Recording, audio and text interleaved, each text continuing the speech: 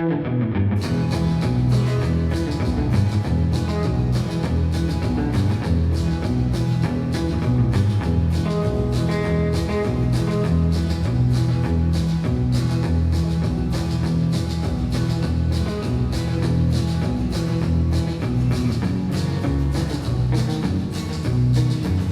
the past 50 years, hundreds of westerns have been shot at this famous movie location. But today we're going to find out about stuntmen. A second. Some people are so weird. Especially stuntmen. Today we're going to find out if it takes a lot more than meets the eye. God. Good job. This is a rough town. On that note, it's time to kick off Rampage 92. With a guy who has often turned a face-to-face encounter into a life-threatening situation, The Undertaker, as he takes on Razor Ramon. Gorilla Monsoon along with his lordship, Alfred Hayes. From Miami, We are looking at the undefeated Razor Ramon, and that could all end very shortly. Absolutely, Gorilla.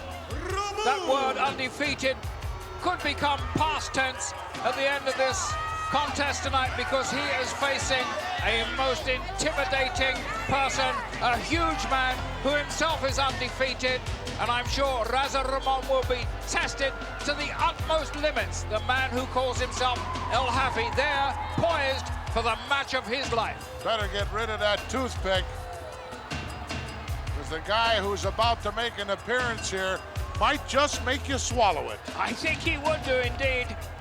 There's a lot of people giving him the thumbs down, and that may, wow. Uh-oh. Wow.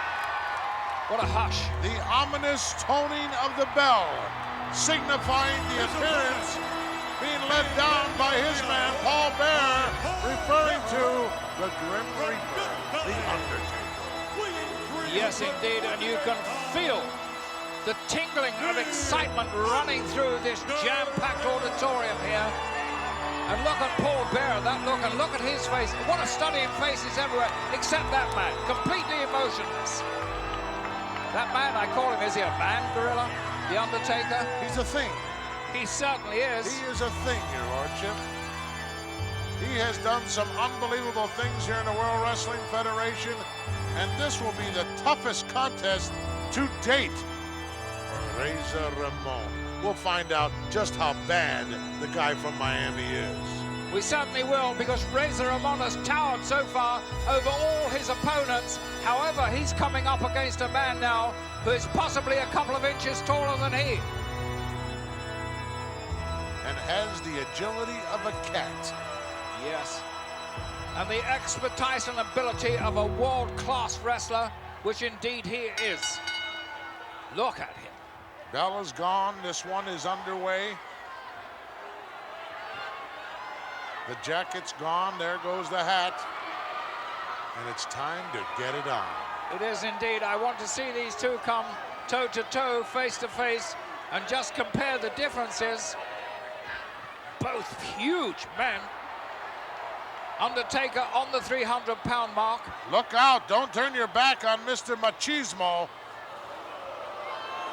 Oh, look at him. Very cocky indeed. My word, just look at that.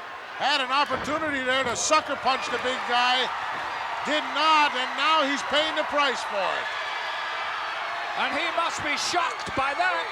That tremendous physical power of The Undertaker.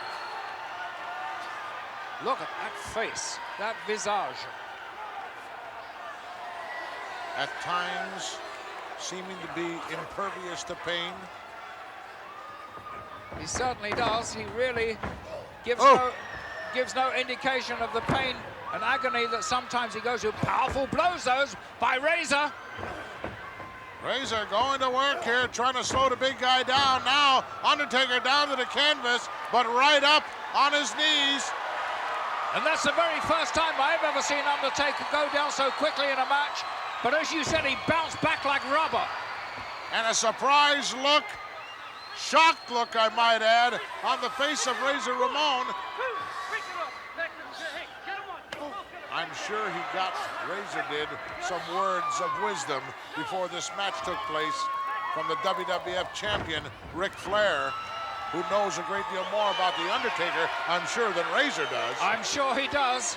I'm sure Flair knows a lot about all the top WWF stars. And I don't think, I heard you say the other day that Razor Ramon has ever done any homework on his opponents. Maybe he should. Well, he relies on that tremendous physique of his and his ability, his techniques. Right now, he just worrying about where's he going to get any Excedrin from. I would imagine. And here's one thing now.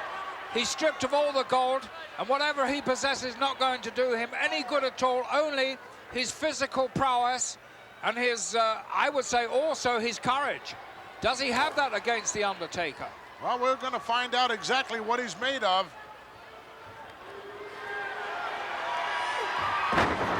Slam by The Undertaker right in the center of the ring. And that's another first. I've never seen Razor Ramon slammed before. Oh, right out of the way. Razor got out of there in a hurry. Had The Undertaker connected with that elbow, this one could be over. But now it's Razor back to the offense again. 360 over, but landing like a cat right on his feet, The Undertaker. And that's what 6'10" will do for you. It gives you a good distance to judge from the ring floor. Oh, gosh. Nice move, offensive move by The Undertaker as he was about to get clobbered by Razor. I think Razor is realizing right at this particular point in time just what kind of trouble he's in, Alfred. I think he is, but give him his due. He's coming back. Looks like he's suffering from a cut on the scalp there somewhere. He's obviously been hurt, very much so, by The Undertaker. But he's coming back. You've got to applaud his courage. No question about it. You know, he doesn't believe he can be beaten. He doesn't think there's a man made in this world who can beat him, so that obviously is helping him a great deal. Look at this, the agility of The Undertaker with the armbar, but oh, look at that power move by Razor. Jerked The Undertaker right off the top rope, but he's back on his feet, and Razor doesn't believe it. He's astounded. He's absolutely amazed. He's never seen anything like this before. He's never been in the ring with anybody like The Undertaker before either. I believe very shortly we will see Razor Ramon go to some unorthodox maneuvers here, as everything conventional so far has not worked. No, it's failed. Absolutely everything is, oh gosh. And look at The Undertaker. He is impervious, I'm sure, to any sort of punishment. Head rammed twice into the steel steps, and that didn't do the job. Now with a steel chair. Oh, what a shot. Right in the kidneys by Razor. And another one. Right on the back of the head. He beat him, oh, so badly there. Oh, my, I can't believe it. He's up already, The Undertaker, staggering, stunned, but he is up. Look at Razor. He thinks he's won. It's not over yet. And a little force being drawn from that vase, that urn, that copper pot again. He seems to turn to that in his time of need. Undertaker makes his way back inside with the help of Razor. Look at this. A power move tried by Ramon did not work. Undertaker leveled him with a clothesline. And now it's Razor Ramon who's done. No, he's come back again. This match has waged back and forth so many times I've lost track, Gorilla. Well, this is not going to work. Abdominal stretch, I think, is a waste of time here on The Undertaker. Well, with a little added leverage from the assistance of the ropes, it might have some impact. Well, our referee there, Tim White, is very alert to those sort of things. He's in very quickly indeed. Undertaker powered right out of that, just as I expected he would. And twice now, The Undertaker has missed. You don't see him do that very often. Two big misses, and either of them could have been tragic for The Undertaker, but they don't seem to have been. But however, I do believe he's beginning to show signs now of wear and tear from Razor Ramon. A shot to the eyes. Well, a lot of heavy blows landed by both men so far in this one. And either one of them, in my opinion, right now, ripe for the pickings. Yes, I would say so. I think that's a very fair estimate of the situation, the physical situation of both men, but Ramon seems to be slightly the better, although he really is showing very, very much the signs of wear and tear.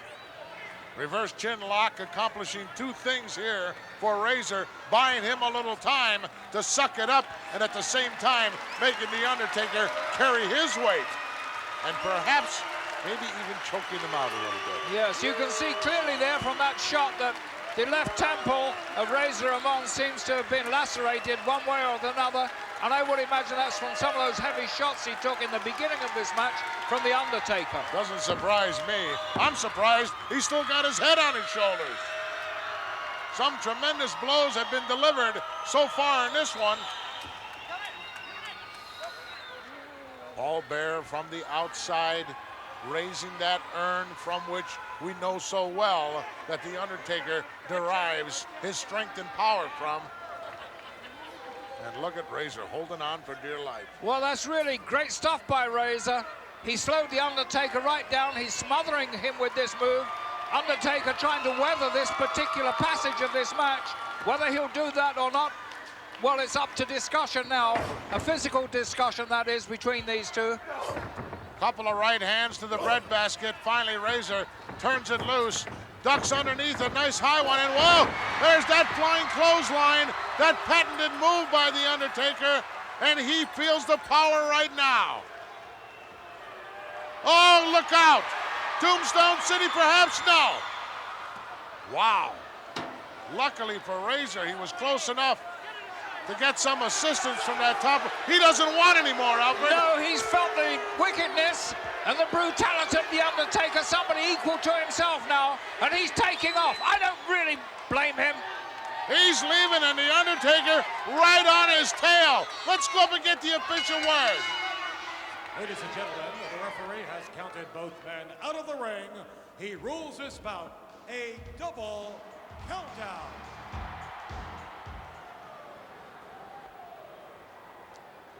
Well, howdy, everyone. It is time to saddle up for more action as the Rampage continues. The following contest is scheduled for the World Wrestling Federation Intercontinental title. I'm Sean Mooney, seated next to me, my sidekick, faithful companion, Tonto, Lord Alfred Hayes. How are you, sir? Well, not too bad. Now I've shaken the dust off me, Sean. From the trail. No, from one of those fellows pushing me over in the dust. We have got a great matchup coming up here in Ottawa. Wow. Championship gold will be on the line. Stop looking at her gold, please. Shawn Michaels, very confident individual. He has been a gunslinger as of late. Shooting down the competition, he has gotten to #1 contention.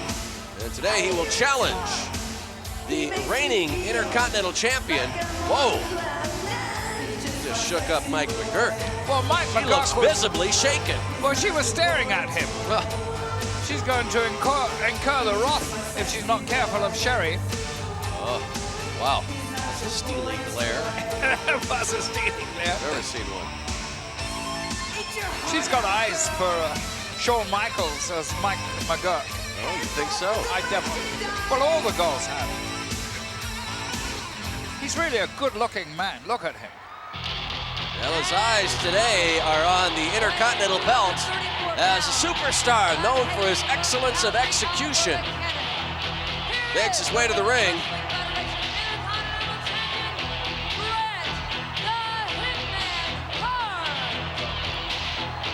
How do you know that Mike McGurk doesn't have eyes for the Hitman? As he strides into the ring. You mean to say she's a flirt? I did not say that. Oh, I thought you did. Certainly a lot of Hitman supporters here in Ottawa. Has quite a Canadian following. He does indeed. It's his home country, of course. He certainly is a fantastic wrestler. Very cool, very calm, always collected. And he plans to collect that belt when this match is over. Yes, he does indeed. He's very focused at all times. Look at him. Yeah, the ritual we have seen on many occasions. Bret Hart makes his way to ringside, and some lucky fan take those home and hold on to them forever. It's a sunny day out. Sure she's going to enjoy wearing those. I'm sure she will, but as you just said, I'm sure she will also keep those and treasure them as a memento from this great, great wrestler, probably one of the greatest of all time. Shawn Michaels starts out in a hurry. An arm drag. Sends a hitman over, and Michaels very proud of himself. Well, we have just started. A little taunting there, a little mockery. I don't think it's time for gloating yet. No, I don't think so, definitely not. Sensational Sherri certainly likes what she has seen so far. A lot at stake in this match. Shawn Michaels could leave the new Intercontinental Champion. And the Hitman in dangerous territory. Anytime you're near Sensational Sherri, you'll be in trouble. Absolutely, Shawn Michaels has shown... In and out of the ring. Yes, has shown consistently that he's the logical contender for this title, and I'm sure he's going to show us by the end of this particular match, oh my word, that he is indeed championship material. Incredible move there by Bret Hart. Sent Shawn Michaels flying right over the top rope. Used the leverage. Used Shawn Michaels' body weight against him. He came down hard on the arena floor, and he is not happy. Not happy at all, and neither is Sherri. Somebody was pushing her from behind, and they'll be ejected from the hall if they do that again. She may eject them herself. Yeah, she may. Michaels dragged back into the ring over the top rope as the Hitman begins to execute Shawn Michaels. And he does that so efficiently as well. A nicely tucked in maneuver there on the left arm of Michaels has Michaels in some trouble. Shrill voice of Sensational Sherri. You hear it resounding up here in the broadcast booth. Yeah, some very, very fast hands there by Shawn Michaels. Two tremendous shots to the face. Well, you have mentioned, Lord Alfred Hayes, you believe that Shawn Michaels snapped to that clothesline. You've mentioned before that Shawn Michaels is certainly of championship caliber. You care to elaborate? Well, going on his record, he's faced some of the toughest men and the top superstars of the World Wrestling Federation, and he's emerged on top of them all. He's pressed his claim for this title shot for a long, long time. It's been recognized by Jack Tunney. Consequently, here he is in the ring with the champion for that championship belt, and I foresee him actually taking this away. Have you detected any weaknesses? If he does have a weakness, it's because he's just a tad conceited. Really paying for it now. Bret Hart, so skilled in the ring. Close with a cover, got two. But Michael still has a lot left. Keeps up the fight. And that is the hallmark of a great champion there. When Bret Hart comes back to that hold on the left arm, again and again, wear your man down, take him by that left arm. Some really skillful wrestling on both men's part, actually. To the rope, shoulder block. I think Michaels may have a slight weight advantage, but not detect any there. He won the battle in the center of the ring, but could not stop that knee. As it 360s the Hitman. No, both men are so incredibly fast. Their reactions are just split second. It is awfully difficult for each man to catch the other, but they've been doing this backwards and forwards since the opening bell. Bret Hart dragged to his feet. I'm surprised the referee is allowing Michaels to grab the hair like that. Back and forth. Bret Hart really went in hard into that corner. Oh, man. Give you shivers just to look at that. Yes, absolutely. You cringed even more than I did, Lord Alfred. Does that bring back a memory? It brings back a memory or two. I don't know whether I've ever hit the turnbuckle that hard during my career, but that knocks every piece of breath out of your body. Hitman, a little bit of trouble. Sensational Sherry grabs a fist right into the chest. Bret Hart. That is no lady. No, that certainly isn't when she can do a thing like that. That right-hander of hers is pretty lethal, and she caught him right on the sternum. Here's a cover. Referee didn't even have a chance to get over there, really. No, hardly. That shows that there's a lot of strength in Bret Hart, the champion. And sometimes he just toys around like this. You've got to watch him all the time. Knee to the chest. As Shawn Michaels keeps up the pressure. He certainly is relentless when he feels he is close to victory. He is, Sean. He's a great front runner. Put him in front at any occasion, and he's liable to finish you off. But he's being a little overcautious, in my opinion, here with Bret Hart. Really? Just a tad overcautious. I like to see Shawn Michaels when he's more daring. Well, certainly giving the Hitman some respect here. Not using the flashy moves we have seen Shawn Michaels use in the past. I'm sure we'll see those come into play. He'll discard this caution sooner or later. You think he's going to need something exceptional to beat Bret Hart? I do indeed. Something really exceptional. You can get Bret Hart's shoulders down for 1 count or 2 counts, but very seldom, if ever, for a 3 count. Elbows. Break the Hitman free. Michaels connects with an elbow right to the chin, and back down goes the Hitman. And a good full count of 2 with that cover. That was an excellent, excellent move there by Michaels. Now it's his turn to come back to that same hold. As I said before, the hallmark of great wrestlers, come back to the hold that you were successful with, wear your man down. And in this case, it's Michaels working on the head and neck of the champion. This encounter not over yet, but I would say that it is already one for the history books. What an exclusive encounter. The Coliseum video. Oh, Bret Hart outpowering Shawn Michaels. And he's not about to stand for it. Brings the knee up to break it up. Roll up here by the Hitman. God, that was so close. And look at that, that's really infuriated Michaels. Talk about an encounter involving Bret Hart. You can't blink. No, you really can't. It's so dangerous. And a right drops Bret Hart to the canvas. I don't believe I've seen Bret Hart down so many times in an encounter in a long span of time. Something that Michaels did earlier must have stunned Hart, because I thought for a moment, a little while ago, he was just testing the firepower of his adversary. But that doesn't seem to be so, because Hart is really struggling now and looking a little lethargic in what he does. If I were Michaels now, I'd try and pin him. See what happens, even if it's just a token 1-2. Referee moving in.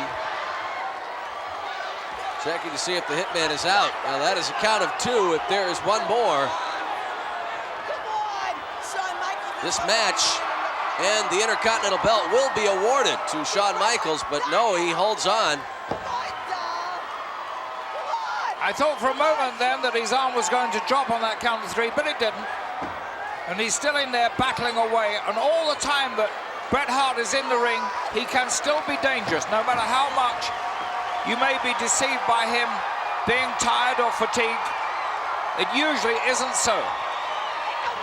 Back on his feet once again. Bret Hart erupts. And now the superstar standing toe-to-toe. The Hitman misses with the right. Shawn Michaels quick to jump on it. Now driven back in the corner. And I think that was superb planning there by Bret Hart. He allowed himself to be taken once again in that headlock, but he had other plans. Standing drop kick. not As the quite Hitman the full continues. contact he would have hoped for there, though. Yes, the Hitman continues to struggle. I think Hart took a lot of that blow on his elbows. Now backed into the corner. Again, Bret Hart into the corner, but this time when Michaels charges in, Bret Hart waiting. There's a clothesline. And so accurately delivered there by the champion. And the champion's laying flat on his back, but I think he's trying to regroup. And watch him now. He could be very, very dangerous indeed. And Shawn Michaels has lost all sense of caution now. And he's going in haphazardly. This will not do for him. Shawn Michaels tossed right up out of the top rope. Look at this display by Bret Hart. Whoa! Fatigue has got to be playing a factor at this point now, your lordship. It has Backbreaker. indeed. But you have to applaud the courage now of the challenger. He certainly is taking a shellacking. Oh, my word. Surely he'll never lift a shoulder now. Here's a cover. He did. No, only 2. 2.5 doesn't make it. Well, both men have showed their grit and determination and resolution in this match. A lot of energy, a lot of enthusiasm. He's got Hart. Back drag though. Bret Hart got his feet up on the ropes. That's a call here from the referee. And it turns around again. So close. Back and forth between these two superstars. It is obvious the Hitman wants to hold on to the gold. Well, there's a terrible double collision there, but both men have been showing superb wrestling skills, such as we haven't seen in the ring for a long, long time. Sensational Sherry unable to control herself at ringside. Launches into the ring and beating on the canvas. I don't know what she plans to accomplish by that. Well, I think she's trying to rouse her man because Hart was up before Michaels. Side crescent kick, and it connected. Right to the jaw. I think he's hurt. He is hurt badly. You're absolutely right, Shawn. Or Michaels should cover him. But when you're stunned and when there's cobwebs up there, you don't think too clearly. Side backward suplex. Oh, my word. What a move by the Hitman. We are witnessing an incredible display from both individuals involved in this encounter. Flip over the back. Rolls up the Hitman. Oh, Sensational Sherry now up on the apron. Hitman sensed Shawn Michaels coming in, rolls him up again. And I do believe Bret the Hitman Hart is victorious. That's exactly what the decision is going to. Well, look at Sherry. She's heartbroken. Her man didn't get the belt. Nothing going right for him or her. And that man really victorious. What a splendid thing that was. Right now, your lordship, it is time to take a look back. Earlier, the Coliseum video cameras caught up with Sensational Sherry. Apparently, she provided them with some makeup tips.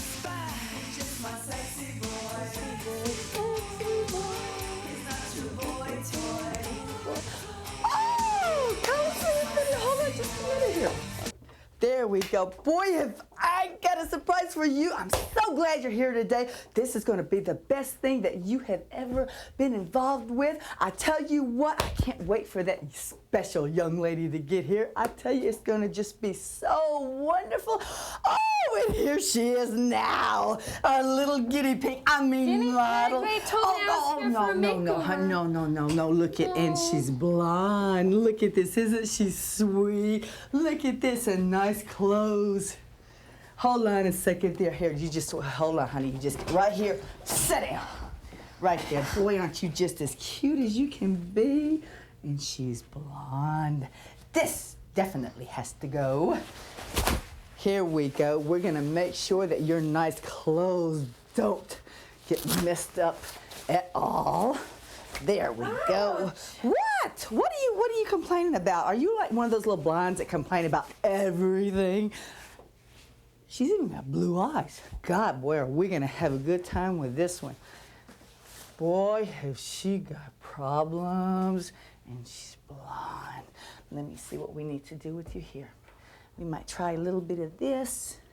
Ouch! Well, be still for a minute, What's so damn it. Come on. hard? Come on. I'm not doing anything hard. Coliseum Video is filming this. All kinds of people are watching, so you behave or I will make you behave. You understand me? Come, and don't be going back on me. Come on, you're going to fall back and you're going to say it's my fault. Everybody says everything is my fault, but it's really not.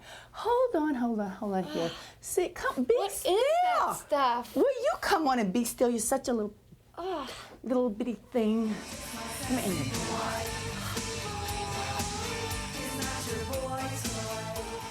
Oh, here we go. I told you this was going to be just wonderful. I made you the most beautiful one, well, with the exception of me, the second most beautiful woman in the world. And are you ready to see what we have done with you today? I think so. Are you sure? I think so. Okay, here we go. It's wonderful. I told you I'd make you beautiful. I said. You're just wonderful. Look at you, and you're not even a blonde anymore. You're gorgeous. And so, You're gonna make me beautiful. Yes, I did it. I did make you beautiful. So there you have it, Coliseum Video. Not disappointed, are you? I told you that I would show you the most wonderful beauty makeover that you have ever been involved in. And here you have it. But one thing, I think it needs just a little bit more. I tell you what, there we go, just a little bit more. Oh, isn't that wonderful? I knew that's all you needed, just a little bit more. It's warm out there. Can I get a Pepsi or something? Oh boy, looks good. What was that? You killed my brother. Killed who? I didn't know your brother. Hey, what do you think you're doing?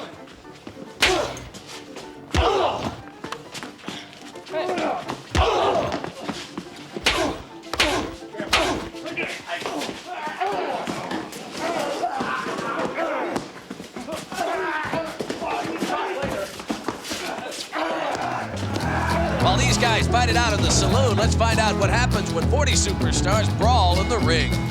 Ladies and gentlemen, it is now time to be a part of World Wrestling Federation. Well, we have a history. tremendous 40-man For the battle very royal coming up first here, time an ever, exclusive for you are Coliseum. about to witness And there's our a man of the moment there, 40-man Howard Finkel, over the who's going to top introduce us to battle all these royal. stars. In the meantime, Sean, The rules are how about your simple. predictions? Once Howard all Finkel is 40 going to men mention enter every the ring, superstar the involved. battle That could royal take a while. begins. 40 Elimination superstars. occurs. Good indeed. The wrestler is Well, you thrown Lordship, we over discussed the it top earlier. rope There are and certainly onto the floor. some This process big favorites continues that will be until involved there is in but this one man remaining, brawl. and he will be declared the winner. But And it's now, very interesting let's meet the what could take place in a match like this, because, Your Your Lordship, so many things can happen. 40 individuals in the ring at the same time. Once the bell sounds, it's every man for himself. But you will see, on occasion, Rick Johnson, guys joining up together to boot someone out of the ring. And you must go over the top rope onto the floor. Once that happens, you are eliminated. You go back to the locker room. But remember, only one man can walk away the winner. So it really becomes interesting when there are only a few left in the squared circle. I would say that fellow we just saw there, Repo Man, is one of the favorites. He's a loner. How about he's Sergeant obviously Slaughter? A big favorite for this particular type of contest. Battle-scarred veteran. There's You would, Sags of the Nasty Boys. yeah, you would think, Sean, that tag teams coming in would stand a very, very good chance, but usually they're not so good in this type of combat. Texas Tornado. Gary Von Erich. Erich. Ooh, a lot of folks Antonio. certainly behind Gary Von Erich in this encounter. Tony Ulysses. And you see a lot of individuals here Perhaps not the biggest names in the World Wrestling Federation, but imagine what could happen if they won an encounter like this. And that has happened before. It wouldn't be without precedent, I can tell you. I don't think much of those two chaps' chances, though, quite honestly. But some of them, like Bruce Mitchell, for example, need some sun, desperately. Well, they need sun, but here's a man who could be a dark horse. Jim Brunzell, a veteran wrestler. As you can see, it is getting very crowded in the ring, and there's quite a few more combatants to make their way into the ring. Model Rick Martel, certainly, he's going to be very tough to contend with in there. Look, it looks like it's already started in there, Your Lordship. Well, there is obviously a lot of emotion already flowing through these men. There's the bell. It's tough to move around. And that's got to be the most dangerous place in the world right now, inside that ring. Now, have you ever been involved in a 40-man brawl? No, the most I was ever involved with was a 20-man battle royal, and that was mayhem indeed. Now, what is the toughest thing to deal with in there once the bell sounds? Well, I would say that the best thing you can do there, which you'll see several veteran wrestlers doing, is getting your back either to the turnbuckle or to the ropes. Don't be caught in the middle. Don't get caught because your back is wide open there. You can be attacked from all sides. No one has gone out as of yet, but I have a feeling that is going to change very quickly. A lot of the inexperienced wrestlers will make fatal errors. Yes. And be ejected. Sean, there's a good shot by our Coliseum cameraman there. Look at that really ring. Getting a good view. Absolutely crowded. It's like Piccadilly Circus on New Year's Eve. Quite a fight going on in the corner between Bo of the Beverly Brothers and Sergeant Slaughter. The Dublin Destroyer should be very good in this type of match. The Hitman. See the Hitman locked up there with Knobs. Dublin Destroyer, are you making a prediction here? Well, no, not really, but I'm saying it's a sort of a Donnybrook inside there, isn't it? And him being an Irishman, the only thing he lacks is a shillelagh. Wait a minute. Skinner, was he ejected or what happened? Well, I had see the model Rick Martel is outside. I didn't have a good view of that, but I saw Skinner walking around there. Well, now you see right there, Knobs of the Nasty Boys only made it to the apron. He is still in. Yes. Still legal. Yes, no part of his body touched the outside ground, the concrete. So he's okay. He can slide back in now. There goes those two more. Chaps are gone. They're out. They disappeared so quickly I can't recognize them. There's another one. Bodies flying all over the place. Was that Dwayne Gill, I think, was eliminated there? Not quite sure. There goes Sags of the Nasty Boys, not too happy. Well, Sags was eliminated, but not Knobs, I notice. Still in there. Oh, there goes the Dublin Destroyer, shillelagh and all. Yes, he's gone. Whatever else he's packing. You see the Texas Tornado still at it. There's a general thinning out there. The Tonka going at it with Blake of the Beverly Brothers. Sergeant Slaughter still at it. Repo Man locked up with Jim Brunzell. Jim Powers. British Bulldog Davey Boy Smith. There goes Kato. Kato is gone. He's out. Surprised to see him go so quickly. Yes, absolutely. He's a very veteran type wrestler. There's my man still in there, Repo Man, who I predicted would come out on top here. I think the Hitman's going to do very well in this. He's very quick, skillful, can easily slip out of the grasp of an individual, and I think that is an important skill. Yes, being elusive, yes, absolutely. El Matador Tito Santana. IRS doing very well in there. Shyster. He's a very durable character. And now the bodies are really exiting rather quickly. Well, not only some of the lesser lights have gone, but some of the really well-established top WWF superstars have gone too. I think we all expected the more inexperienced athletes in there to go out rather quickly, but there are a few who are still battling away. So we could see a big surprise. Who knows? We haven't given much mention to the British Bulldog. He's doing very well in there. Coco Beware of High Energy and Owen Hart. Tatanka looking around for somebody to throw out. I think he may have somebody now. Erwin R. Shyster. There's Knobs. Virgil going at it with Bo, and I believe that's Jim Powers. He is going to have to leave reluctantly. Yes, Powers is gone. He's quite an early departure, really. I thought he might be able to survive to a degree in there. As you can see, there's still quite a few combatants left. Owen Hart there. British Bulldog now trying to get Repo Man some bad blood between those two superstars. There certainly is. And I can see Hacksaw Jim Duggan still flailing away in there. Barry Horowitz having a tough time at the moment with Bret the Hitman Hart. And there goes Repo Man. Ah, drat. Sorry, Your Lordship. Hope you didn't place a bet on that. No, I didn't. Barry Horowitz, he's been eliminated as well, arguing as usual. Is not going to go out quietly. No, he doesn't like that. He's been embarrassed somewhat there, so has the Repo Man, of course, and me too, by my prediction. $1 Million Man, Ted DiBiase, going at it. The one you suggested, Swinging Sergeant everybody. Slaughter, still in there, Sean. And Virgil as well.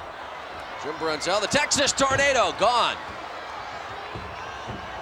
And he can thank Ted DiBiase for that. Oh, somebody else went out very, very hard indeed there. $1 Million Man, greedy today for victory. And that's a long way from the top down. Oh, my word. Oh, quite a move there by that one individual. The white tights. Oh, can't hold on this time. No, I do believe that Shyster has been eliminated. I can't see him amongst the melee there. Sergeant Slaughter just deposited somebody over the top rope. Well, there goes. Who was that went out? The Was that Rocket. I believe Owen that Hart? was Owen Yes, Hart. it was. He's gone. Ejected by Bo of the Beverly Brothers. Coco Beware and the British Bulldog attempting to lose another combatant. Tito Santana, El Matador, he's gone. They're trying to work on Ted DiBiase as the ranks begin to thin out. Get a little more room in there. Absolutely, and Virgil getting an assist from Tanaka here, trying to get rid of one of the Beverly Brothers. Yes, Both Tanaka Beverly- now alongside Virgil. Yes, both Beverly Brothers still in there. There's the sergeant trying to eliminate the $1 Million Man. I'm surprised that the Beverly Brothers haven't teamed up, Lord Alfred Hayes, but they've been on their own since the beginning of this. Well, in Battle Royals, tag team pairings have never fared too well. I don't know Sergeant what Slaughter it is. just about loses Ted DiBiase, and he is out. So your prediction, Sergeant Slaughter, is still there. Jim Brunzell, alarmingly, is still there. So is Dwayne Gill. Yes. Coco This is a surprise. Beware is there. Oh, well, just as I say that, Dwayne Gill is knocked right over the top rope. Tatanka. Oh! He eliminated himself almost there with a very, very unwise move. Well, he's going to little learn from the premature. experience, I'm sure. He certainly will. Somebody else eliminated in awful style there, landed right on the base of his spine on the outside. At this point, got Knobs of the Nasty Boys, the British Bulldog. There goes Jim Brunzell. Bret the Hitman Hart still in. Along with Blake and Bo of the Beverly Brothers, Sergeant Slaughter, Coco Beware. There goes Sergeant Slaughter. Virgil's still in there, I notice. He has no reason to feel badly. No, that's all our Drill predictions. Sergeant did on. very well. Well, I also said the Hitman was going Oh, to. you did, yes, you did. Coco Beware gets a free ride out, and that's an illegal move by Sags, but apparently the referee is going to force Coco out of here because he was on his way out. Well, they should have eliminated Sags, really. Well, he's gone now, too. I should say Knobs. And now it has come down to 4 men, and the Beverly Brothers still in, as well as the Hitman and the British Bulldog. Well, so much for my prediction that tag teams don't fare well in these type of matches because the Beverlys are still hanging in there. Short time ago, there were 40 men battling it out in this battle royal. Now it has come down to 4. Oh, Bret Hart gone. And that leaves the Bulldog there, and this is really an unfair engagement for him, because although this is a battle royal, he's left in there to fend himself against two. Well, I'm sure the Beverly brothers feeling very confident at this point. Feel at least one of them is going to end up victorious as they continue to double team Davey Boy Smith, and it is not very often, Your Lordship, where this is legal, but in this encounter, it is all part of the rules. It is absolutely legal. Davey Boy Smith doesn't go out. Very unwise moves on the parts of the Beverly brothers, Bo and Blake. There goes Blake. British Bulldog. One-on-one now with Bo. Well, he's leveled the score a bit, but he doesn't seem to be faring very well now. There's the reverse. Body press. Oh, goodness And gracious. what an end to this 40-man over-the-top rope battle royal. Well, Your Lordship, not only is Davey Boy Smith a very skillful superstar in the ring, he's also very knowledgeable when it comes to World Wrestling Federation history. I don't know if you knew that. Well, it is time to get out your pad and paper, as we're about to take the Coliseum Video Trivia Test. And to kick it all off, here's the United Kingdom's native son. You know, I've had a glorious career here in the World Wrestling Federation, and it all started back in 1985. But at that time, I wasn't alone. A fellow Brit was my tag team partner. My question to you is, what was his name, and what was the name of our tag team? This is easy, and I'll be doggone if you don't get it.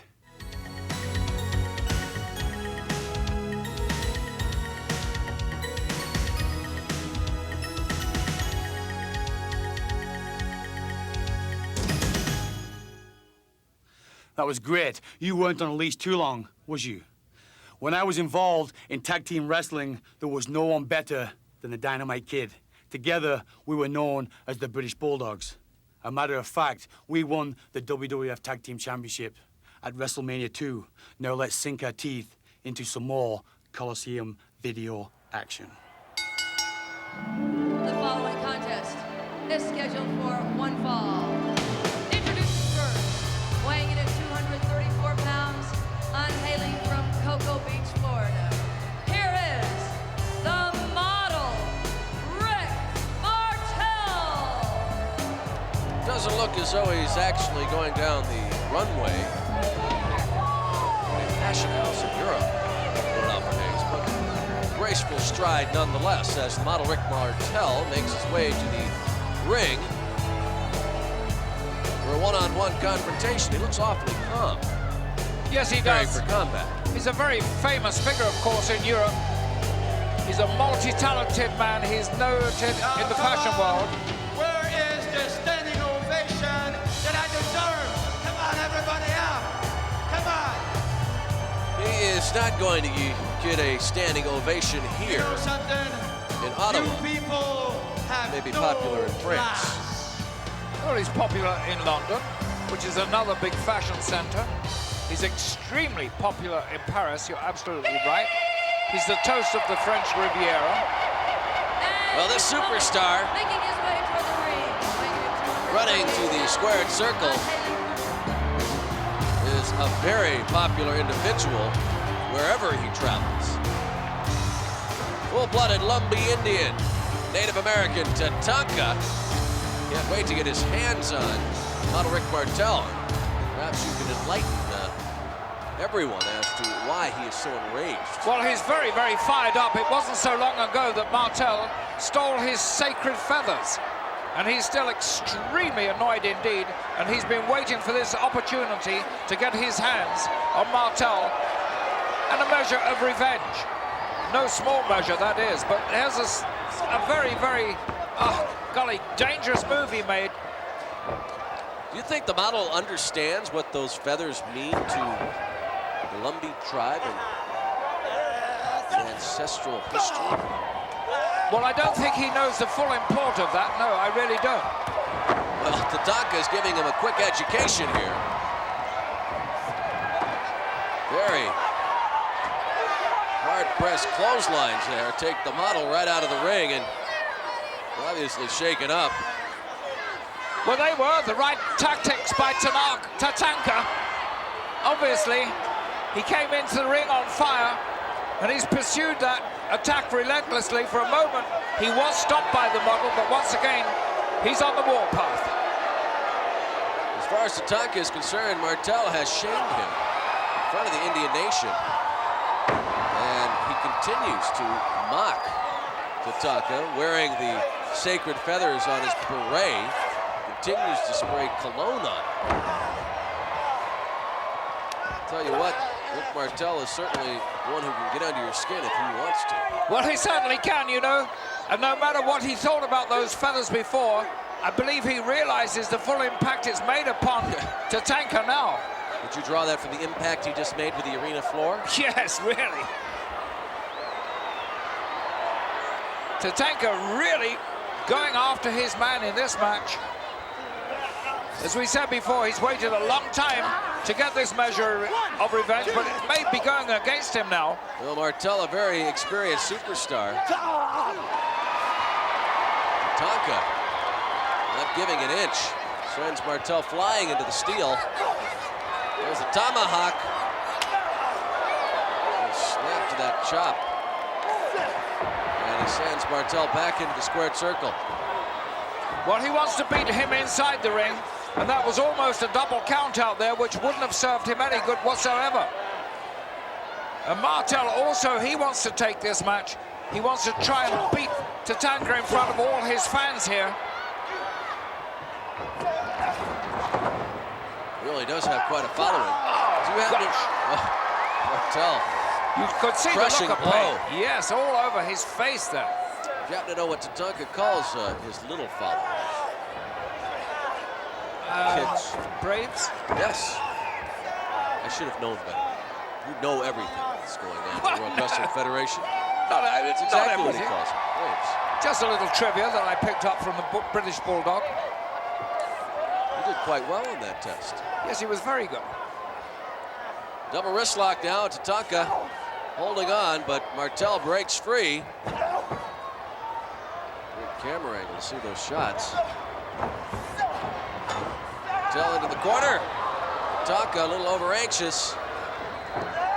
Side suplex right in the back of his head. And see if Martel goes for a cover here. Oh, doesn't feel he has broken him down enough.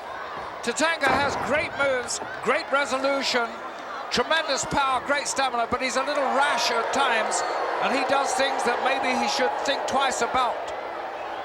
And they get him into trouble. And Martel is a veteran wrestler who knows how to put you into trouble too. Oh, that's right on his right shoulder. That was a nice move there by the model. But Tatanka, a very powerful adversary, very resilient. Martel really showing some strength in that gut-wrench suplex, your lordship. He did indeed. Tatanka over the 275 mark. A tough move to pull off. Now sitting on the back of the Native American with that reverse chin lock. You get up too high, you're going to get into trouble. We'll allow Tatanka to get his feet under him, and you know he's got the power to lift Martel off the canvas. Well, he did have the power possibly, Sean, but now he's taken quite a beating here at the hands of the model, so maybe that power is not quite what it was a few moments ago. I could be wrong, of course. Battling his way up. 3 shots to the sternum. Martel brings up the knee and shuts him down. And Martel completely in control of this match at the moment. He's taken all authority here. He's slow, he's collected, he's deliberate with his moves. Oh. Over the top rope. Big mistake by the model. Tatanka alertly brings up the knees and drives him into the chest and sternum of Martel. And that was going to be such a good move there by Martel, but he got caught napping. But look at his resilience, look at his stamina. He's back again. He is so fit. He's dedicated to physical conditioning, and it shows. Certainly shows at this point. Up on the second rope. He seemed to be breathing that hard, but whatever air he had in his lungs is gone now. Well, he's been caught some really heavy blows in the stomach. And although you can tense those muscles quite a bit, and he's got a tremendous abdomen, it doesn't seem to be enough because Tatanka has waged a very good war in that section. Off the top rope, tomahawk, right between the eyes, and Martel in serious trouble at this point. Reverse. Tries with the atomic drop, Lord Alfred Hayes, but Martel looked as though he was losing it, but it was a ploy all along. All along. Dragged him right into that. And he is quite proud of it. And yes, absolutely, he's very proud. Tatanka got swept away there with his own abilities, but they weren't quite enough for the mogul Rick Martel. Taking time out to do some posing, argues to the referee. Tatanka from behind. And the Native American gets the victory. What a match.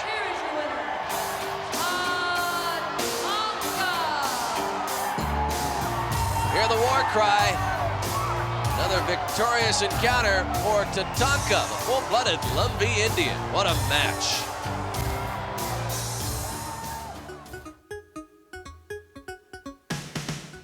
What was so special about my first capture of the WWF Championship? Here's a hint. It shouldn't take an hour to figure it out. Woo!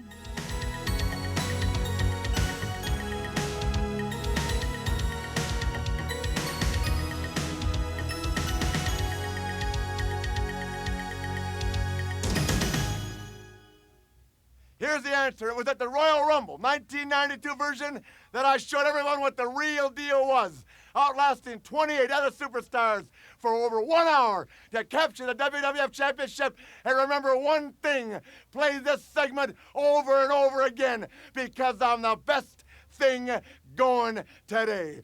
Woo!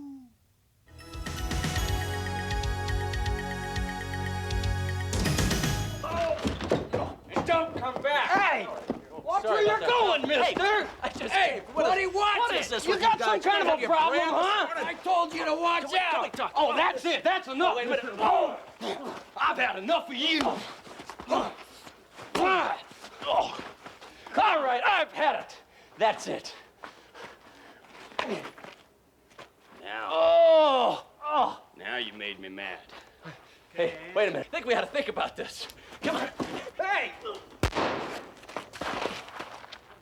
Oh, now look what you did. Oh, geez, TV guys never get hurt. Well, stuntmen certainly love to have their fun, but when these 6 men step into the ring, they're all business. Introducing first, the Genius. And this is a very special, exclusive Coliseum presentation, a 6-man tag team contest with the Beverly Brothers and their manager, the Genius, taking part in this match. Now, wait a minute, Lord Alfred Hayes. Yes? Are you trying to tell me the Genius is going to get involved in this encounter? Yes, indeed. He's going to disrobe, take off the mortarboard. Let's hear this. LOS will face us in a sissy 6-man tag. I tell you who's the best, but then the Genius hates to brag. Oh, well, certainly got a big reaction from that guy. Yes, he did indeed. And here are their opponents. Legion of Doom, Hawk, and Animal, and Paul Ellering. This is going to be very interesting, Chip.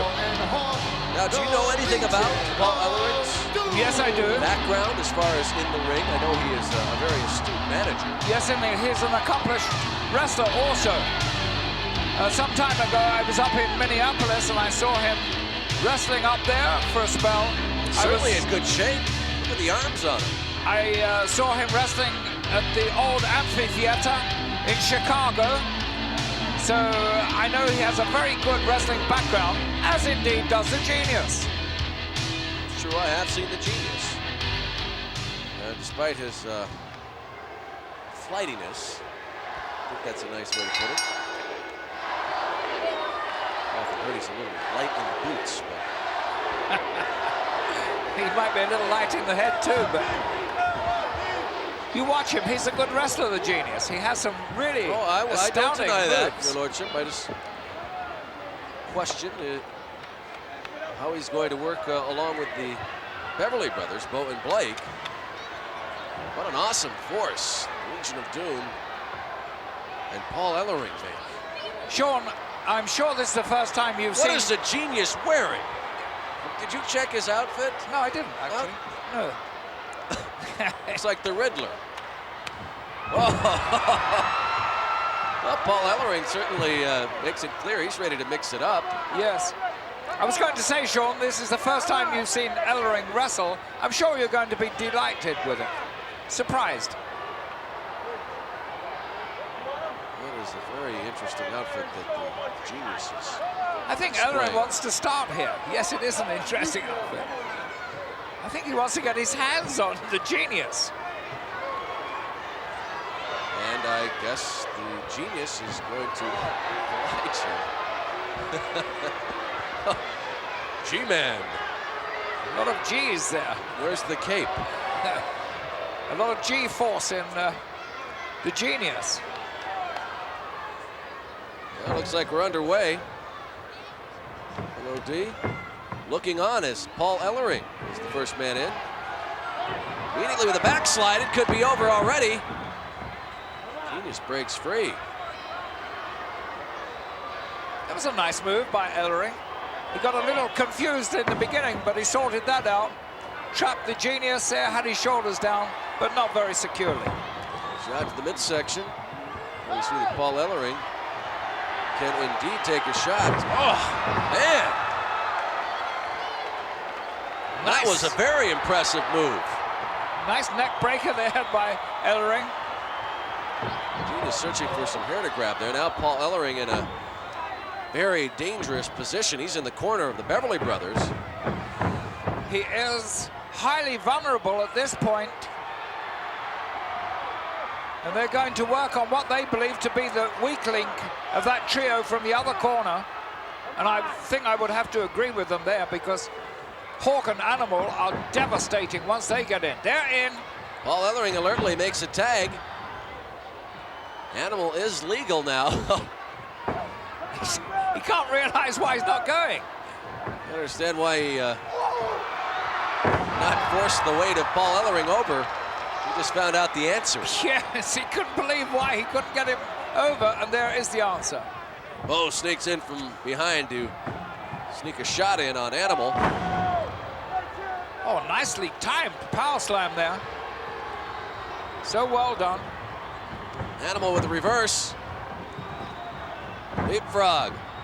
This time he shows Blake his version of a power slam.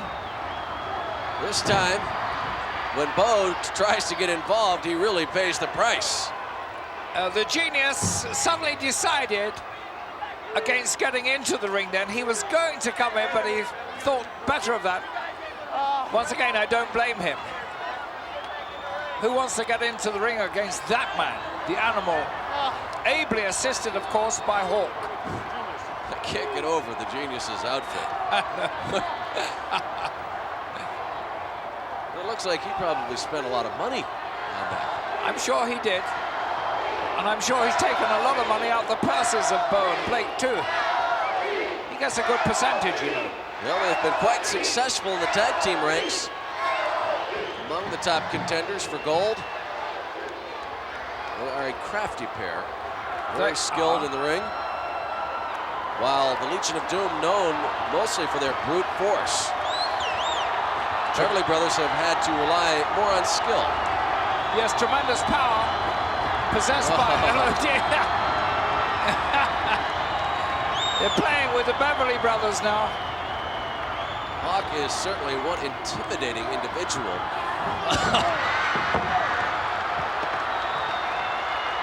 And this sends Bo outside of the ring looking for comfort.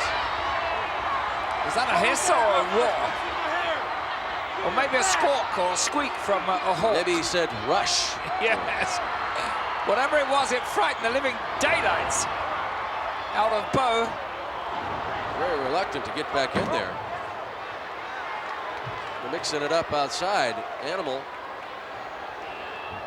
very cautiously heads over to the corner, but looking for a little trouble. Yes, indeed. And our referee, Danny Davis, keeping a strict eye on all these 6 competitors. He certainly has his work cut out, but he's up to it. He's equal to the task. Look, with everything he's got behind those blows, puts his head down. Oh, gosh, what a devastating move. How destructive these are. Animal and Hawk. Really hard rights there to the jaw. But Bo, and again, Danny Davis does not like the closed fist. Oh, gosh. Oh, my word. The impact of those 2 blows could be heard Blake should have stayed where he was. all over the stadium. And now Bo slips out again. It's not like the way things are going in the ring. No, certainly not. Time for a little huddle. Yes, and giving comfort to each other there in their time of need.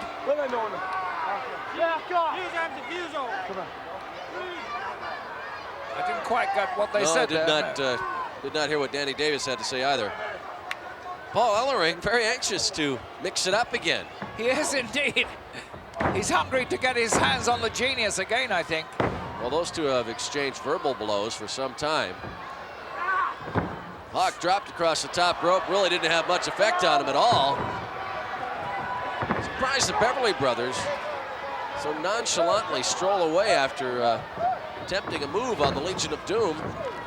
They believe is successful. You can never, ever do that in the presence of Hawk and Animal. And again, Blake will pay the price. Legs hooked up in the top rope. Danny Davis wants a break, and Hawk is happy to oblige. And it's obvious from watching this that the Beverly Brothers haven't faced many foes of the caliber of Animal and Hawk. Oh, gosh, now surely that has given them a little edge here, the Beverly Brothers. Hawk really slammed into the ring post and then careened onto the floor. Bo tried to head over there with a chair and was reprimanded, and now went after the slate carried by the Genius.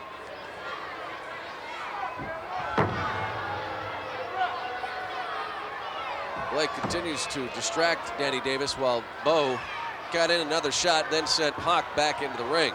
Well, he thinks that Hawk is ripe for the picking now. He thinks that his brother can easily pin him, and I wouldn't be surprised if he does. Oh, wasted just an iota of time there to deliver that head blow, which might be very, very telling at this point. There's a tag. Bo checks in again. Up off the second rope. Double axe handle right between the shoulder blades. And Hawk is taking a shellacking now from the Beverly Brothers. I wouldn't be surprised to see Genius come in shortly and try and share in some of this glory. Let's come to pick the offerings. Yes. Only when the opponent is weakened. Yes. If Hawk is a Hawk, then the Genius could be a vulture and come in here and pick on his carcass. Now Blake off the second rope. Misses Hawk. So he ducks out of the way, but still not aware just where the corner is. He needs to make that tag. There now, Animal comes in. He's had some time to watch, reserve his energy. Now he busts loose. Standing drop kick. Flying shoulder block. Animal on fire now. A lot of strength and energy he was conserving. Almost ends it. Blake and Bo now double teaming Animal. And they still can't pull it off. Both slammed to the canvas. Hawk cleans it up. Now goes outside and begins to exchange blows with Blake. There's a power slam. And so many things are happening at the same time here that the referee has got to keep his concentration on the inside safe of the ring. For the Genius now. Hawk catapulted off the top rope, right onto the chest of Bo. And that will wrap up this six-man tag team encounter. Genius should have headed back to the locker room. What a battle we just witnessed, Lord Alfred Hayes. Paul Ellering certainly showing that he is capable of handling himself in the ring. Now knocked off the shoulders of Animal. What a great battle. Six-man tag team action we will long remember.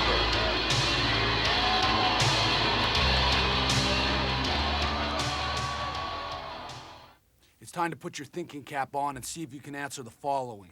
When I won the Intercontinental Championship for the first time, who did I defeat? And why was the victory extra special for me?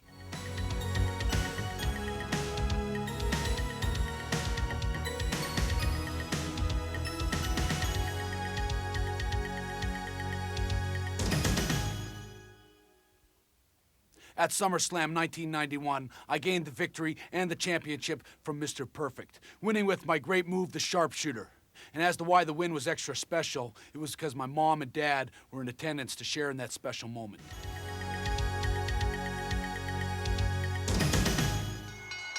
Jam-packed here in the Capitol Center in Landover, Maryland. Introducing first.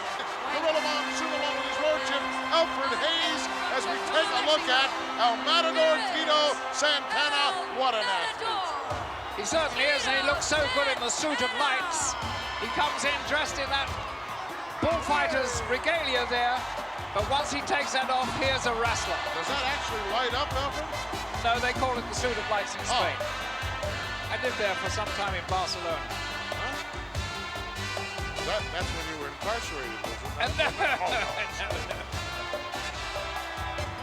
Tito Santana, what a career he has had here in the World Wrestling Federation, and it continues even as we speak, taking on all comers, sidestepping no one. What a match this is going to be. Here comes his partner, Virgil. Kind of an unlikely duo, isn't it? It is, it really is. Both men are really great wrestlers. Tito Santana, El Matador, we know from many, many past battles what he's capable of, and believe me, that is a tremendous amount. He certainly is an artisan, but this fellow is probably the most improved wrestler of the 90s. That, of course, being Virgil. Well, I think a lot of that, your lordship, has to be attributed to the hot rod, Rowdy Roddy Piper, who really took this guy under his wing and taught him a lot.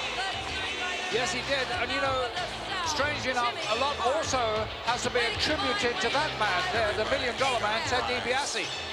I'm sure he learned a lot by being at his side for such a long time. No question. Former WWF Tag Team Champions being led down by that little runt, Jimmy Hart. Ted DiBiase, $1 Million Man, along with Irwin R. Shyster. I'll tell you what, two great ring technicians. Two very accomplished wrestlers. You've certainly named that right. And together, they combine their skills, their talents so well. I really have difficulty believing that anybody could ever beat these two, but it did happen. They did lose that championship. What you people need is a good old-fashioned audit. Nasty person.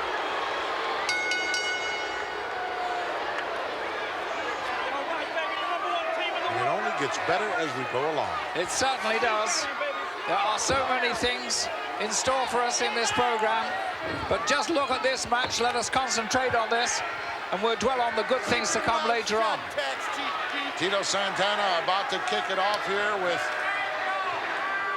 Irwin. Yes, Irwin. Maybe that's why he's so nasty, Lordship. Having to deal with Irwin all his life. Yes, they do chant that out to him. Tito leading the chorus here. I don't think Irwin is such a bad name. I rather like it. Eisenhower liked it. Well, I guess maybe you don't like it when 18,000 people are screaming it in a derogatory manner. That's different, absolutely. That is so different. But I thought that Eisenhower was a great president. He never ever objected to the name Irwin. His name was Dwight, was it not, Alfred? Oh, was it Dwight? I thought it was Irvin as No, well. it wasn't Irvin. It was Dwight. Who was Irwin then? Irwin? Irwin R. Shyster. Oh, I see. He's not the president. Who will never be president. That was Dwight D. You're right.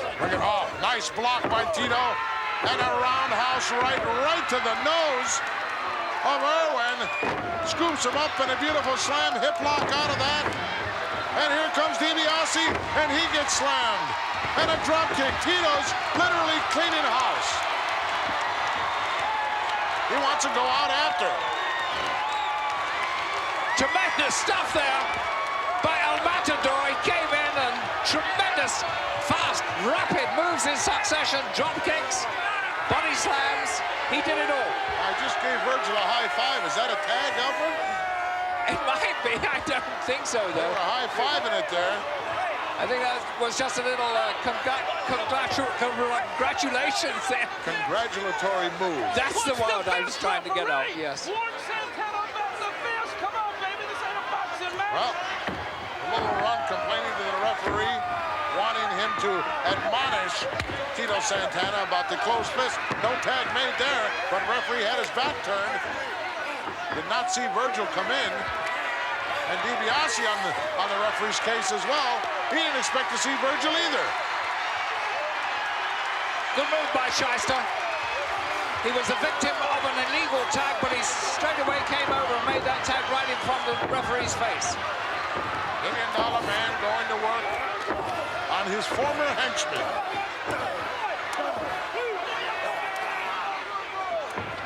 Oh, nice reversal by Virgil. Backdrop and a beauty, yes. $1 Million Man all in white, getting his clock cleaned here. And now he's like the big old bear in the shooting gallery. When you hit him, he turns around and goes the other way and almost a 3-count. Yes, he was ricocheting off one and then the other in the corner there. And Virgil showing all those skills we've always talked about. He did that so well. Turned the tables on DiBiase. Well, $1 Million Man, Ted DiBiase, along with Irwin, of course, former WWF Tag Team Champions. I thought, Your Lordship, they should have lost it in the Hoosier Dome at WrestleMania, but they weaseled their way out of that. Well, that was, what could you say? It was good judgment on their part because they would have lost it had they not have taken those evasive tactics. Well, they eventually did, and to the same team, and rightly so. Oh, look at the nice elbow drops. There are a couple of sayings that cover that. Discretion is the better part of valor, and they were certainly discreet in doing what they did that time. Also, he who lives and runs away lives to fight another day.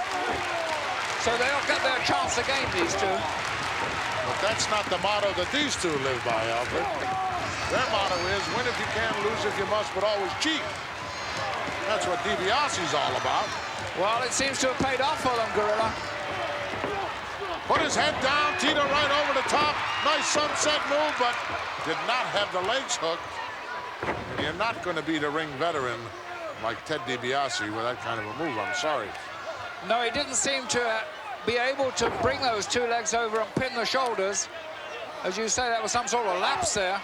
Now Money Inc. has cut the ring right in half, and they are methodically going to work. Boy, I don't like him, Alfred. Well, you're in good company because many other people don't either. But I would say he is probably the most astute manager there is in the World Wrestling Federation. He has shown a lot of, what could you say, inspiration to his teams. And he has shown a lot of astuteness. He really is a superb manager, however much you don't like him. He's also the greatest walking advertisement for birth control I've ever seen. Maybe we'll get a 3 count here. No. Just got out. Tito snuck out the back door because DiBiase did not have it locked up. No, Tito's very aware of that count. Sometimes you get in that situation, you really don't hear the referee's 1-2. And then the 3 comes, but Tito, very, very alert. Maintaining control with a reverse chin lock, and Virgil couldn't stand it anymore.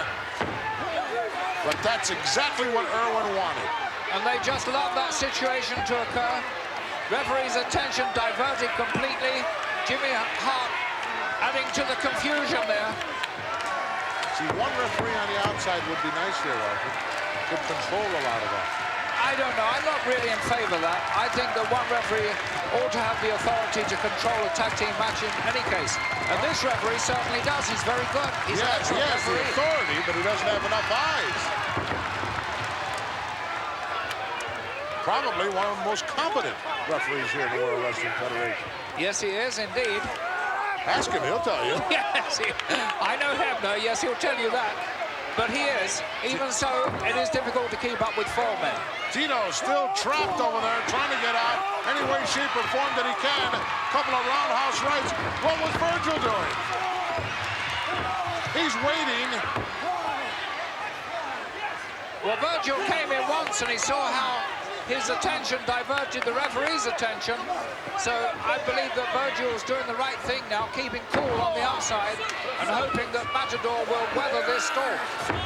Going for a pile driver here, $1 Million Man, but couldn't get him up, and El Matador turns it into a nice backbreaker. Will he have enough momentum, though, to get back to his own corner? I think he will. Come on, Tito. Fight it. He didn't make it. Looked like he was caught in the mud there, Alfred. Yes, it did. Look at that. That was a shrewd move there by Shyster. He got the temper of Virgil aroused, and the referee once again got with Virgil. Oh, was that close? What a way to kick off primetime wrestling. Main event anywhere in the entire world is what we're seeing right here. Now the tag is made, but the referee did not see it. Consequently, will not allow it. Are Money Incorporated masters of tag team tactics or not? They certainly are. A couple of devious individuals, managed by a very devious manager.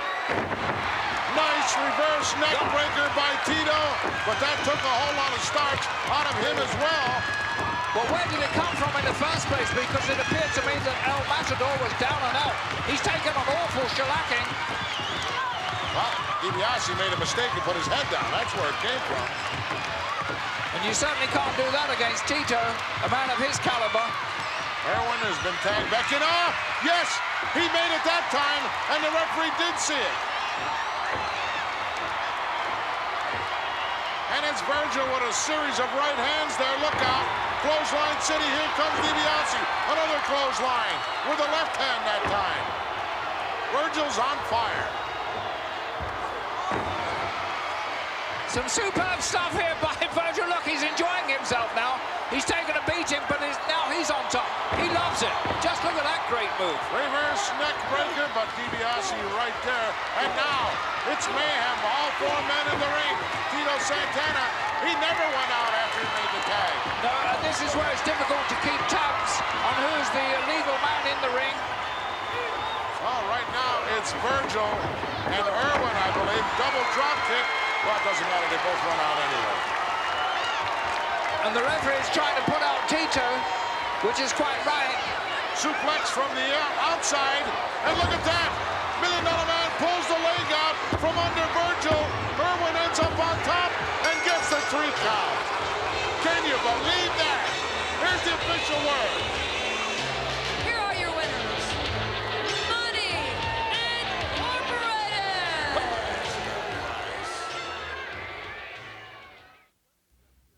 You know, one man in the WWF who, in my book, doesn't represent law and order in the proper frame is the Mountie. I've had my share of meetings with him, but at SummerSlam 1991, I got an extra measure of satisfaction out of my match with him. Do you remember what it was?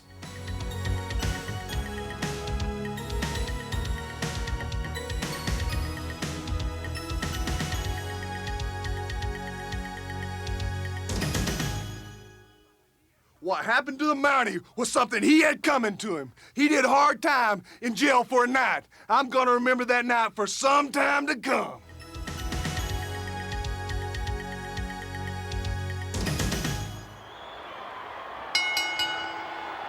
The following contest is scheduled for the World Wrestling Federation You can already title. feel the excitement throughout the building. Introducing first, the challenger, weighing in at 286 pounds, unhailing from Motor City, Michigan. Here is Repo Man. Skulking his way to the ring. Cautiously eyeing everyone in the place. Suppose he can spot someone who hasn't paid their bills just by looking at them. I bet he can. Just look at him. He's looking at you, Someone Sean. who avoids eye contact? Yes, and he's looking at you. He is not. Yes, he is. Have you checked your car outside yet? Might not be there anymore. Well, it's a rental car, so if they came to get it. Your own habit wasn't working that well either. Last time I listened to you. The last time I ever rent a car from Mr. Fix-It Specials. Brent Heap. The Macho Man Randy Savage, the reigning World Wrestling Federation title holder, on his way to the ring, set to put the title up for grabs, Lord Alfred Hayes. And I suspect he's going to have a tougher task than he figures. I'm sure Repo Man would love to take possession of the championship belt. And that is a high possibility too here. Repo Man has some tremendous moves and of course a lot of skullduggery that he can call upon. Great exclusive matchup here. For Coliseum Video, the Macho Man Randy Savage, and he certainly has quite a few followers here in the arena tonight. He's a very colorful champion, is he not? Certainly is, and he's Repo Man's repossessed. not going to get away with that. He's repossessed the belt already. He's being chased back now. He's been a little quicker on his feet. Referee Danny Davis retrieves the gold, and now the Macho Man will retrieve Repo Man back to the ring. Well, I don't see why Savage is doing that. He's repossessed the belt. He's got the belt back again. Well, he's going to make him pay for that act.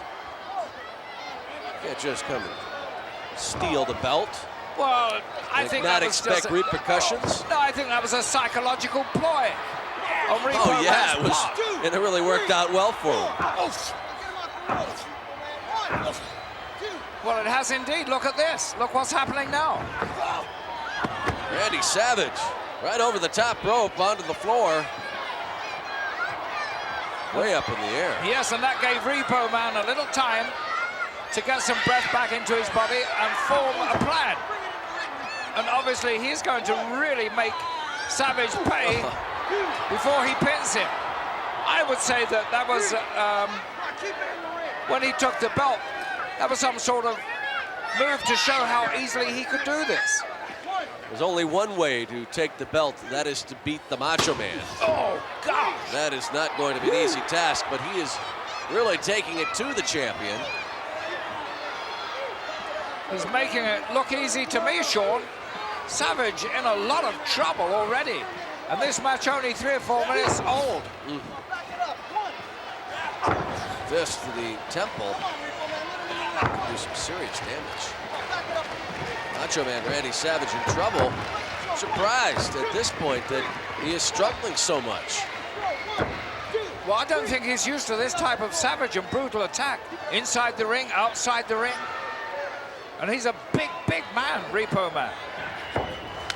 Look at that hook. Toe hook. Rope. We have seen Repo Man do some very low things with that apparatus. Well gifted when it comes to breaking the rules of the World Wrestling Federation. Here's a cover. Very weak. Only got 2. Well, it is a bit weak now because Savage managed to get a few licks in for himself there before he fell foul again of Repo Man. You got it I'm gonna repossess that belt. You hear me? That belt's mine. That's a positive statement, Sean. A little premature. Yeah, it could be, but it may not be. Savage really is looking a little lethargic. I mean, he took some tremendous blows to the head on those steel steps outside the ring. It's a wonder he's really standing on his feet. And here am I saying he looks a little lethargic.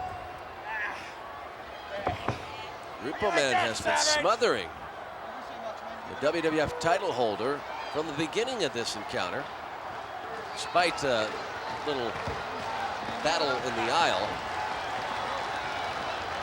Well, Savage came into this match brimming with confidence, and yet it's been shaken very severely by what the Repo Man has done to him. And I really believe he's beginning to humiliate Savage. Well, now the Macho Man fires back. Two stand toe-to-toe. Quick move by Macho Man, and he comes back quickly. Shoulder block. And that was a nice one by Savage because he came in from the southpaw side. He hit him with a left-hander there, and Repo Man didn't suspect that. Turning things around now. Payback time, your lordship. Oh, just as we say that, or I say that, you may not have the same feeling. Repo Man drives a knee right into the sternum of the Macho Man. He's tied up in the top rope now. Big opportunity for Repo Man. And now he's trying to take the padding off the turnbuckle. Expose the steel underneath. And he's managed I've often to seen that, accomplish backfire on a few people, Lord Alfred Hayes. I don't think you will this time because he's got Savage exactly where he wants him now. The referee sees what Repo Man was up to, but trying to correct that, it allows the Repo Man to use that hook. What a clever move that was by Repo Man. And still, the referee can't secure it. No, but not only that, it took the referee's attention away while he clobbered Macho Man with the steel hook. Randy Savage falls to the floor. Trouble again. Well, he better get out there, Repo Man, and throw him back in because he's not going to win that championship belt by a count out outside the ring. That's not good enough. It's true, he'll walk away with a victory, but not the goal. Hard into the apron. Randy Savage back in the ring now. Repo Man keeps up the assault. Here's a cover, but the Macho Man gets his leg up on the rope. Will be cause for a break and a little frustration on the part of the repossessor. Savage has been so ineffectual in this match that I really see his downfall here. He's going to lose his crown, his championship this time. Oh, some nice moves by Repo Man. Think he came a little unprepared for this encounter, Lord Alfred Hayes? I think he underestimated the ability of the Repo Man and the determination of the Repo Man. Savage has got to pull something out of the bag here to hang on to his crown. We know he's achieved that before. Can he do it again today?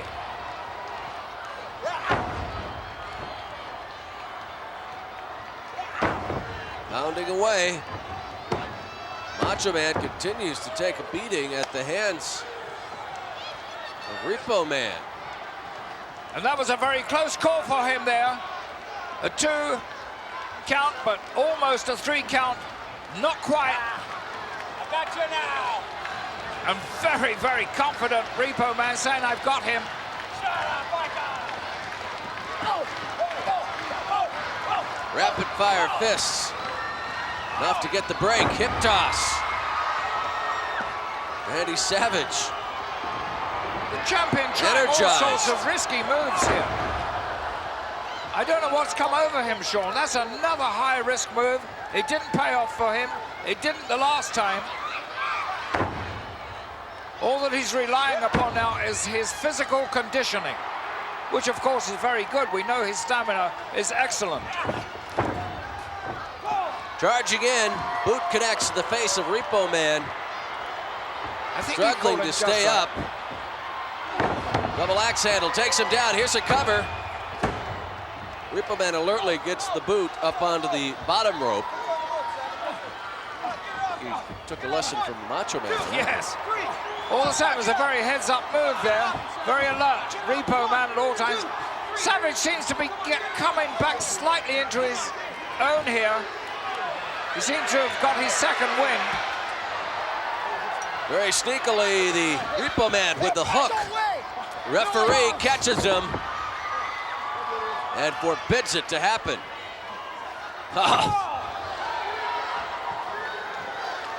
Paid Repo Man back in full with that shot. He did a little touch of his own medicine there. And he's definitely stunned Repo Man. Going to the top floor. So dangerous from that position.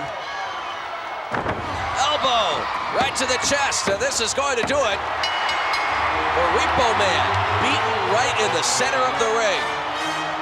Doesn't get any better than that, Your Lordship. And still the World Wrestling Federation champion, Macho Man Randy. Macho Man Randy Savage, a hard-fought battle, and he still holds on to the goal.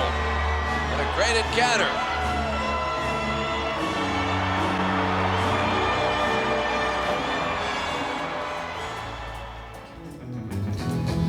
After me. Looks like I'm gonna have to shoot my way out of it.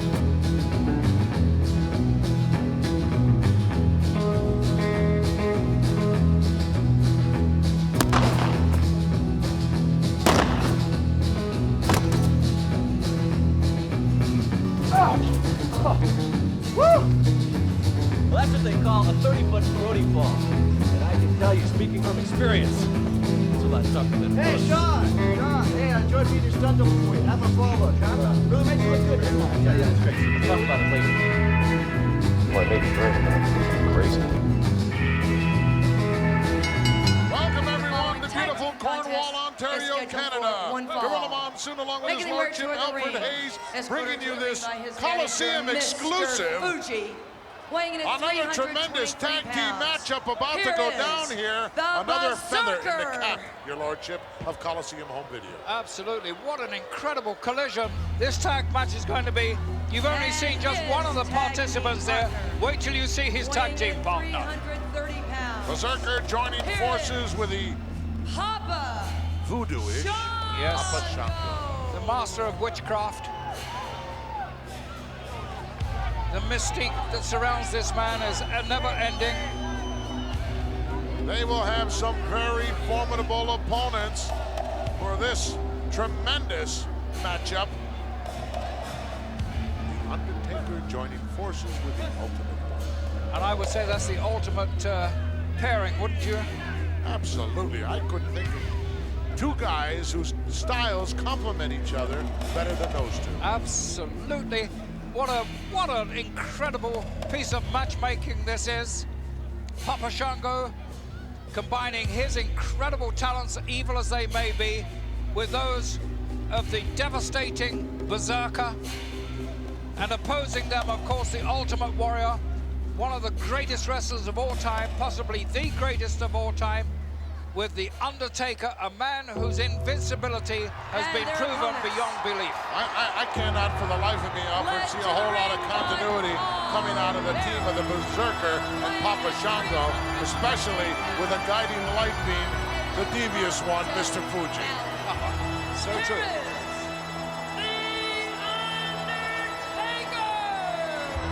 Undertaker, what a tremendous career this gentleman has here in the World Wrestling Federation. And what a career ahead of him. He's just beginning. I think he is. He's a very young man. He's very able, but he certainly wrestles with a mature instinct, a natural grasp for the way of wrestling here in the World Wrestling Federation. Two partners here. It's difficult to imagine anybody being better than these two, the Ultimate Warrior and the Undertaker. Paul Bearer having the distinction there of leading his man into the ring, of course holding that vase or falls. How much confidence do you have to have in yourself, Alfred, to enter the ring alone, except for your man, Paul Bearer, when you know that standing out there is Papa Shango and the Berserker and Mr. Fuji? Yes. the mind somewhat boggles at the thought that there's Papa Shango there, and there's The Undertaker. They're on their feet here in Cornwall to welcome, to meet and greet former WWF champion, The Ultimate Warrior. And he comes in fired up. He really does. There's nobody with as much fire and enthusiasm as this man. He brings it all to the ring with him. Has a tremendous following of his warriors all over the world. Look at Fuji. A look of concern on that face. Oh, he's not happy with what he sees. Berserker, obviously missing lunch, was munching away on something. This is going to be a tremendous matchup once we get the smoke cleared. Yes. I tell you something, Berserker can huss and huss as much as he like. He's not going to blow this house down. A little giving of the force to each other there, I believe. Evoking the ancestors, the predecessors. All four men in the ring right now, and wow, now we're down to 3 in a hurry. Berserker and now Papa Shango both leave by the same route. 360 over the top, courtesy of a clothesline. Well, I've never seen Shango so nonplussed before as he obviously is now. He's looking around, he's looking for guidance. He's not going to get that from Berserker. He went to Mr. Fuji, and Fuji looked the other way. Yes! Said, don't lay any of that stuff on me, brother. No. Said, I'm in enough trouble. I believe that's the terminology he uses too. You're right. Well, they sent the Berserker in. Send the lamb to the slaughter. Although the Berserker did a number not too long ago on The Undertaker, almost terminating the career of The Undertaker. Yes, he almost gave him a cruel taste of cold steel. But it didn't quite work out that way. Undertaker was equal to the task. Well, usually what happens, Alfred, when you don't get the job done the first time around, you pay and pay dearly. Yes, you certainly do. As you say, don't get it done the second time round. If you've wasted one opportunity, it's very difficult to repeat. Berserker, very unorthodox in his style. Nice drop kick. Sent the Undertaker flying out, but he came right down. That tremendous athletic ability came down right on his feet and ready to dish out more punishment. Berserker thinking, Fuji, you never told me there'd be days like this. And Fuji's sort of disappeared a little bit slightly from the scene there. Boy, he's become very low profile, hasn't he? He has indeed. He's really playing this down. He's not only scared of the opposition, he's scared of the guys in his own corner. I think he doesn't want anything to do with Shango. I think Shango's put the spells upon Mr. Fuji as well. Oh, look at this power display by the Ultimate Warrior. As he is right on top of his game. You know, he took off a few pounds, and I believe it was really good for him. Yes, I think so. His decision about that was he needed more speed. I can't see that personally. He seemed very rapid to me, but he is moving with a certain alacrity there. Oh, God, that stopped it. What a shot from the outside by Papa Shango, who said enough is enough. And that took me by surprise, so goodness knows how Warrior felt when that happened. And now there's a tag made. There's the Ultimate One already hurt now, in deep trouble. In the wrong corner, trapped there like a rat. And watching that watchful eye. He was actually smiling there, Alfred. Ultimate Warrior had a big grin on his face. You couldn't tell, but I know, I've seen this guy before. He was actually laughing inside, Alfred. No, he wasn't. He's watching there, intent to see the fate of his partner. And I do believe it's in his mind any moment to come into the ring. He better watch it, though. He was almost ecstatic. I thought he was just going to blurb out there in laughter. What a guy to figure. Oh, golly, you can't read his emotions. He is the emotionless mortician. Warrior getting his clock cleaned here in Cornwall at the hands of the Berserker, and Papa Shango needs desperately to make a tag. Well, Warrior doesn't seem to be headed towards his corner at all. Had an opportunity there. Yes. Didn't take it. He seems that he wants to grit this one out and do something on his own here. That's not a good policy. The idea of a tag team is to get in there and use your tag team tactics. There was a nice maneuver by the former champion. Double knock-and that'll buy him some time. He can go over and tag now if he so desires. No, he got caught. Berserker with a nice single leg pick there. Well, this is not good tactics for the team of The Undertaker and Warrior. I'm rather surprised at Warrior that he hasn't attempted to make a tag out at all. Sometimes discretion is the better part of valor. I'm seeing more continuity come out of the team of Shango and the Berserker than I expected, Albert. They've made great changes, they really have. They're working together as a team, and you can't beat that. That's how you're successful in tag team matches. Undertaker trying to come in, but referee right on top of the situation. In the meantime, in the corner, the onslaught continues on the Warrior. He's fighting with all he's got to get out, but he's just getting a hit from the front, the back, the side, all because Shango and the Berserker have cut the ring in half and have the Warrior in deep trouble. Well, is it their policy, Warrior and Undertaker, to let one man go in, take all the tar out of the opposition, and then put the fresh man in? Is that their situation? Well, that's not too smart, I don't think, in my book, Albert. I don't think so. I don't think so at all. Warrior has got to make a tag now.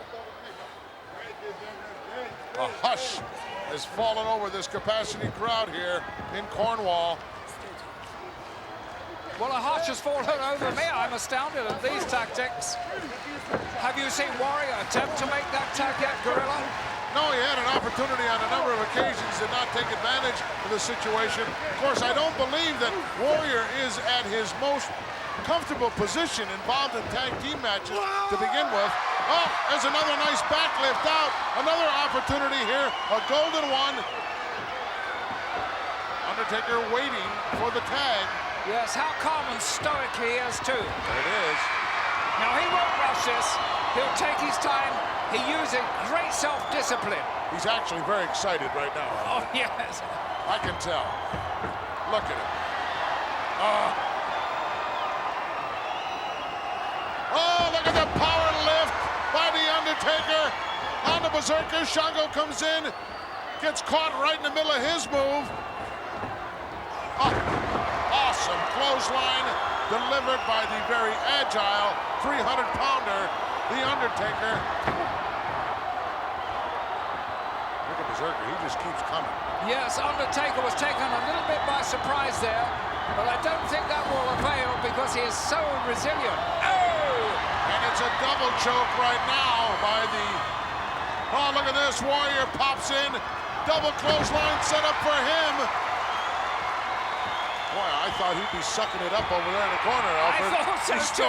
He still wants to be out there. Remarkable powers of recovery. That was superb by The Undertaker. He had both the opposition. Oh, it's over just like that. Warrior comes in, gets that tremendous move. It's just... Let's go to official word. The team of The Undertaker and his partner, The Ultimate Warrior. The Ultimate One and The Undertaker proving to be too much for the Berserker, Papa Shango, and Mr. Fuji. And The Undertaker, he was ecstatic there, Alfred. Yeah, you think so? Well, he certainly paved the way to a great victory there for himself and the Warrior. And of course, the Warrior wasn't slow to take advantage of that. Unfortunately for Shango and Berserker, they couldn't come off the best in this match. A great victory for The Undertaker and The Ultimate Warrior.